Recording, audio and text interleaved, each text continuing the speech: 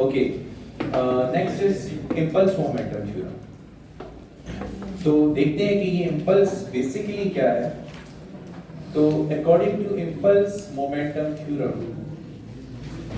The impulse produced is equal to the change in linear momentum of the object. यानी shortcut में हम कह रहे हैं कि इम्पल्स किसके बराबर है? चेंज इन लीनियर मोमेंटम के बराबर है। इसको हम प्रूव करते हैं।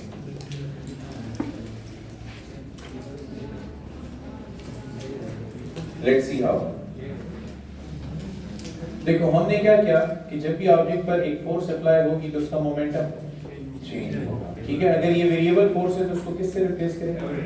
एवरेज फोर्स से। तो एवरेज फोर्स जो कि कांस्टेंट फोर्स है जो बॉडी पे अप्लाई हो रही है, उसकी वजह से बॉडी का मोमेंटम चेंज होगा।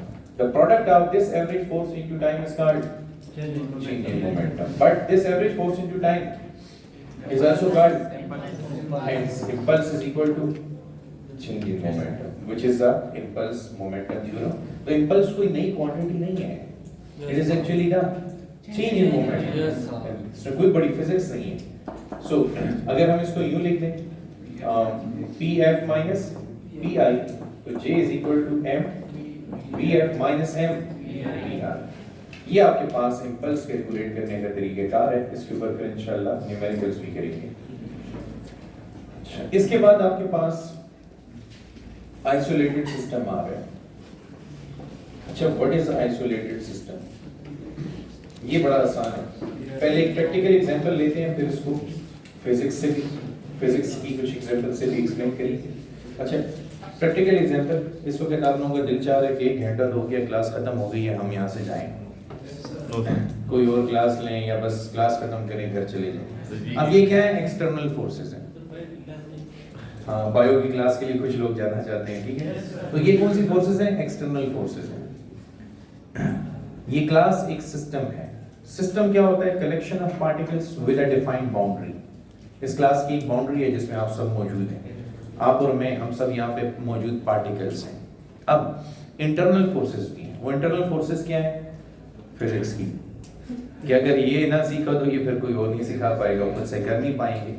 तो इंटरनल फोर्स कह रही है कि अंदर ही बैठे रहो। एक्सटर्नल फोर्स भी मजबूर कर रही है कि बॉटनी की क्लास है, या 1 घंटा हो चुका है, या हमारे और भी काम है, या भूख लगी हुई है। अब इन सब एक्सटर्नल फोर्सेस के बावजूद आप यहाँ पे बैठे हुए हैं, बैठे हुए हैं कि नहीं? तो इसका मतलब ये है कि एक्सटर्नल फोर्स का इम्पैक्ट जीरो हो गया। समझ आई कि नहीं? तो ऐसा सिस्टम आइसोलेटेड सिस्टम कहलाएगा जिस पर एक्सटर्नल फोर्स क्या हो? जीरो हो। या फिर इस वक्त आप जो एक्सपीरियंस कर रहे हैं, तमाम इंटरनल फोर्सेस का मैग्नीट्यूड एक्सटर्नल फोर्सेस के मुकाबले में कहीं बहुत ज्यादा है। ये आपकी सिचुएशन है इस वक्त कि इंटरनल फोर्सेस का मैग्नीट्यूड, यानी फिजिक्स सीखने के लिए आप फोर्स लगा रहे हो, नहीं बैठना तो इधर ही है, जाना नहीं है। तो इंटरनल फोर्सेस का मैग्नीट्यूड एक्सटर्नल फोर्स से कहीं ज्यादा है। तो ये सिस्टम कौन सा होगा? आइसोलेटेड सिस्टम होगा। समझ आई कि नहीं? अच्छा देखो, 2 एयर मॉलिक्यूल्स टकरा रहे हैं जाके एक दूसरे के साथ। ये आ रहा है, ये भी आ रहा है। अब ये जब आपस में टकराने के लिए आ रहे हैं तो ये है इसकी इंटरनल फोर्स जो इसके ऊपर लग रही है। ये आएंगे एक दूसरे पर भी फोर्स एक्सर्ट करेंगे, आप ये टकराएंगे, लेकिन इनके ऊपर ग्रेविटी भी तो है ना। इनका वेट W जो डाउनवर्ड एक्ट कर रहा है। अब वेट W चाहता है कि ये नीचे गिर जाए, और फिर भी ये जाके आपस में टकराते हैं। तो इसका क्या मतलब हुआ? Isolated system. एक्सटर्नल फोर्स का इंपैक्ट यहाँ पे कम है और इंटरनल फोर्स का मैग्नीट्यूड बहुत ज्यादा है। अच्छा, 2 टेनिस बॉल्स एक दूसरे की तरफ एक्सेलरेट कर रहे हैं, काफी हाई वेलोसिटी से एक दूसरे की तरफ बढ़ रहे हैं। 2 टेनिस बॉल्स, ठीक है। अब एयर रेजिस्टेंस भी है। एयर रेजिस्टेंस इन दोनों के मोशन की अपोजिट डायरेक्शन में एक्ट कर रही है, और ग्रेविटी भी है जो इनको नीचे लाना चाहती है। तो ड्रैग फोर्स इनको कोलिजन से रोक रही है, ग्रेविटी भी इनको कोलिजन से रोक के नीचे ले जाना चाहती है। इसके बावजूद कोलिजन होता है। तो इंटरनल फोर्सेस का मैग्नीट्यूड एक्सटर्नल फोर्स से कहीं ज्यादा है। ऐसे सिस्टम को क्या कहेंगे? Isolated system. जी बेटा, ये पहचानेंगे कैसे? जैसे ये 2 ग्लास बॉल एक दूसरे टकराना चाह रहे हैं, जब ये टकराते हैं तो एक दूसरे पर जो ये फोर्स एक्सर्ट करते हैं वो इंटरनल फोर्स करते हैं। अब इसके अलावा बाकी जो भी फोर्स है that is external force. External force real world में जीरो नहीं होती, क्योंकि फ्रैक्शन जरूर होगा या ग्रेविटेशनल फोर्स जरूर होगा। इम्पल्स के लिए कोलिजन जरूरी है। तो फोर्सेस की टाइप्स हैं, कांटेक्ट फोर्स और non contact force. Force exert होना जरूरी है, फिजिकल कांटेक्ट होना जरूरी नहीं, ठीक है। अगर नॉन कांटेक्ट फोर्सेस के थ्रू एक्ट कर रही है वो एक दूसरे के ऊपर बॉडीज एक्ट कर रही है, तो फिर हमें किसी भी फिजिकल कांटेक्ट की जरूरत नहीं है। एक बच्चे आइसोलेटेड सिस्टम, इंटरनल फोर्सेस बहुत ज्यादा होती है। नहीं ऐसे तो पॉसिबल नहीं। आप डेफिनेशन तो नहीं चेंज कर रहे हैं ना कि आप मैंने एक ऐसा आइसोलेटेड सिस्टम बना लिया जिसमें, देखो एक मिसाल देता हूँ। अभी कोई क्रिकेट मैच हो रहा हो या आपका अपना कोई जबरदस्त किस्म का मैच हो, ये कौन सी फोर्स है? एक्सटर्नल। और इधर क्लास है ये इंटरनल, लेकिन आपको मैच अजीज होगा, तो फिर आप रुकोगे नहीं। तो अब एक्सटर्नल फोर्स का मैग्नीट्यूड ज्यादा और इंटरनल का कम, तो ये सिस्टम अब आइसोलेटेड नहीं है, इस पे वो मैच की मोहब्बत पैदा हो गई है, ये जाएगा क्रिकेट मैच के लिए। तो this is not an isolated system. जी आप पूछ रहे थे। Direct force, contact force. अच्छा, इसके बाद हम डिस्कस करते हैं conservation of momentum, conservation of linear momentum. Linear इसलिए लिखना जरूरी है कि एंगुलर मोमेंटम ही होता है।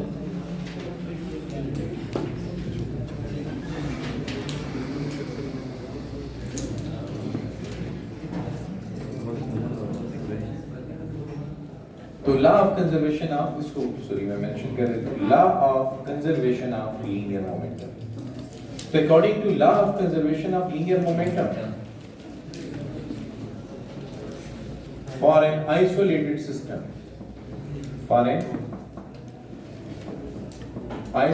system, the total linear momentum of the system remains constant. अब देखो क्या कह रहा है, आइसोलेटेड सिस्टम, ये आइसोलेटेड सिस्टम की बात कर रहा है कि आइसोलेटेड सिस्टम का लीनियर मोमेंटम क्या रहेगा? कांस्टेंट रहेगा। जरा देखिए हम इसको। अच्छा,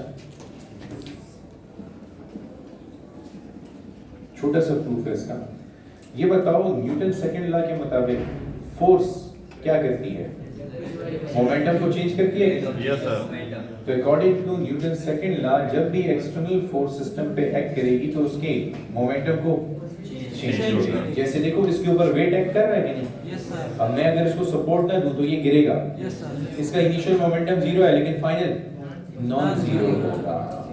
तो फोर्स सिस्टम के मोमेंटम को चेंज करती है, ये न्यूटन सेकंड लॉ के मुताबिक। लेकिन आइसोलेटेड सिस्टम की डेफिनेशन क्या कहती है कि अगर आइसोलेटेड सिस्टम है तो उसके ऊपर नेट फोर्स क्या होगी?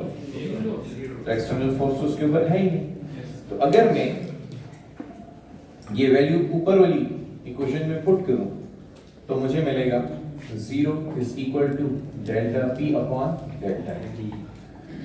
क्या टाइम इंटरवल 0 हो सकता है? लेकिन चेंज इन मोमेंटम 0 हो सकता है। This can not be 0 but this can be. तो यूजुअली हम यूं कर लेते हैं कि इसको इधर ला के मल्टीप्लाई करके कहते हैं कि चेंज इन मोमेंटम क्या होगा? 0। और चेंज इन मोमेंटम का क्या मतलब होता है? ये नेगेटिव इधर आके, तो इनिशियल मोमेंटम अगर फाइनल मोमेंटम के बराबर है तो उसका मतलब मोमेंटम रिमेंस कांस्टेंट। समझ आई कि नहीं आई? तो ये हमने साबित किया कि न्यूटन सेकंड लॉ बिल्कुल ठीक है। अगर मोमेंटम चेंज करना चाहते हैं तो क्या करेंगे? फोर्स अप्लाई करेंगे। और अगर फोर्स अप्लाई नहीं हो रही तो सिस्टम का मोमेंटम क्या रहेगा? कांस्टेंट रहेगा। तो अब ये समझना जरूरी है कि conservation of linear momentum is in accordance with Newton first law, second law या थर्ड लॉ या none of these? First class sir. Okay, first law वाले बच्चे कौन से? क्वेश्चन दोबारा क्वेश्चन दोबारा कह देते हैं। ये जो कंजर्वेशन ऑफ लीनियर मोमेंटम है, yes sir. It is another statement of Newton first law, Newton second law या न्यूटन थर्ड? फर्स्ट क्लास जी। और सेकंड लॉ वाले बच्चे? सेकंड लॉ वाले गलत है, सॉरी।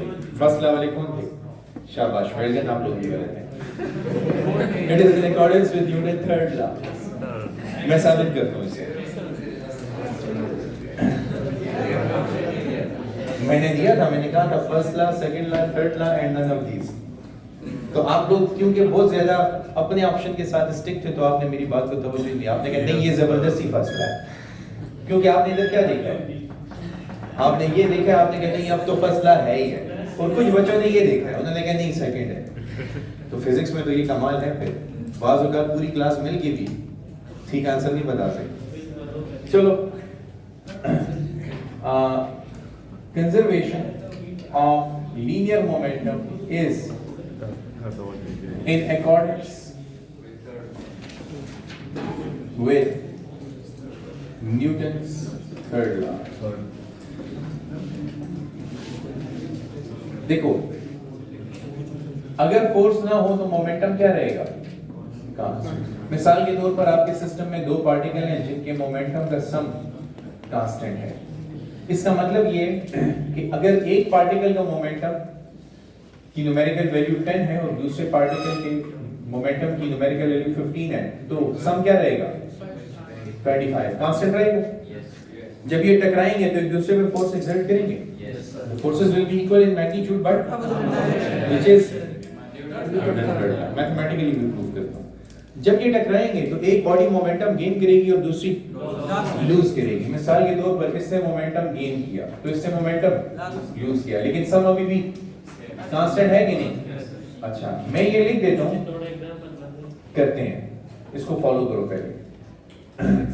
ये बताओ कि अगर मैं लिखूं कि इन दोनों के मोमेंटम में चेंज का सम 0 है, तो एग्री करोगे? Yes sir. दोनों के मोमेंटम में चेंज का सम 0 है। बताता हूं कैसे। आपने क्या कहा कि दोनों के मोमेंटम का सम कांस्टेंट है, तो अगर एक का 10 है तो दूसरे का 15, दूसरे का 15। जब ये कोलिशन करेंगे तो एक मोमेंटम गेन करेगा, दूसरा लूज करेगा, लेकिन सम क्या रहेगा? कांस्टेंट। अब बताओ इस बॉडी के मोमेंटम में कितना चेंज आया? +5 का चेंज आया, और इस बॉडी के मोमेंटम में माइनस। तो दोनों के मोमेंटम में चेंज का सम 0। Yes sir. समझ है कि नहीं आया? तो इस स्टेटमेंट में हम कह रहे हैं कि मोमेंटम का सम कांस्टेंट है, और इस स्टेटमेंट में कह रहे हैं कि उनके चेंज का सम 0 होगा, क्योंकि एक बॉडी जितना मोमेंटम गेन करेगी दूसरी बॉडी उतना मोमेंटम लूज कर देगी। अच्छा, अब इस स्टेटमेंट को फॉलो करो, इसी स्टेटमेंट को। Delta P1 upon delta T plus delta P2 upon delta T is equal to 0 divided by delta T। मैंने थ्रू आउट डेल्टा T पे डिवाइड किया, इससे क्या आएगा? 0 ही आएगा। और अगर और करो, ये क्या है? F1, ये क्या है? सो F1 इज इक्वल टू कौन सा लाया? Third law. Yes sir. समझ आई? Yes sir. समझ आई कि नहीं आई? दोबारा देखो, आपने कहा कि मोमेंटम कांस्टेंट है, तो मोमेंटम कांस्टेंट होने का मतलब कि अगर सिस्टम में जितने भी पार्टिकल हैं तो उनके मोमेंटम का सम हमेशा क्या रहेगा? कांस्टेंट ही रहेगा। मैंने आसान सी एग्जांपल के लिए कहा, फर्स्ट करो दो पार्टिकल हैं, एक का मोमेंटम है P1, दूसरे का मोमेंटम है, तो इन दोनों के मोमेंटा का सम, हमने ये नहीं कहा कि मोमेंटम चेंज नहीं होगा, चेंज होगा इन सच अ वे कि एक ने जितना मोमेंटम गेन किया दूसरे ने उतना लूज, इसीलिए सम क्या होगा? कांस्टेंट होगा। अगर एक का मोमेंटम 10 है दूसरे का 15 है तो सम कितना है? 25। अब अगर इसका 15 हुआ है तो इसका ताकि सम क्या रहे? 25। तो जितना इसके मोमेंटम में पॉजिटिव चेंज आया है उतना इसके मोमेंटम में नेगेटिव, तो चेंज का सम 0। अब किसी स्टेटमेंट को उठा के मैं नीचे लाया हूं, delta P1 plus delta P2 के चेंज का सम 0 है, तो इसके चेंज और इसके चेंज को ऐड करो, 0 आता है, थ्रू आउट डेल्टा T पे डिवाइड करो। This rate of change of linear momentum is called F1 और this rate of change of F2। तो दोनों का सम 0 होने का मतलब कि ये इधर आके, और मैंने कहा था ना, देखो अब प्रैक्टिकली सुनो कि दो पार्टिकल्स जब टकरा रहे हैं एक दूसरे के साथ, टकरा रहे हैं तो दो बॉडीज इन्वॉल्व है ना, दो बॉडीज इन्वॉल्व है। कल वाला लेक्चर याद है? Yes, sir। Action reaction pair में कितनी बॉडीज इन्वॉल्व होती हैं? And they exert equal force but in Opposite direction। That is truth here. Yes, sir। Thank you very much for